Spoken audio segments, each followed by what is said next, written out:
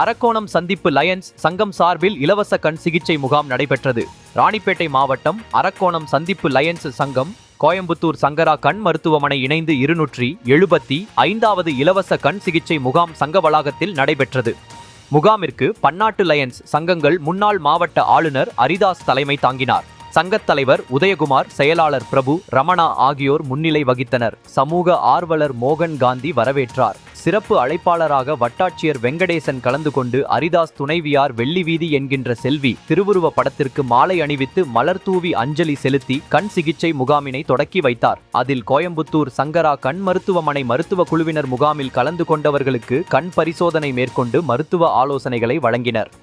தொடர்ந்து கண் அறுவை சிகிச்சை தேர்ந்தெடுக்கப்பட்டவர்கள் அன்றைய தினமே கோயம்புத்தூர் சங்கரா கண் மருத்துவமனைக்கு அழைத்துச் செல்லப்பட்டனர்.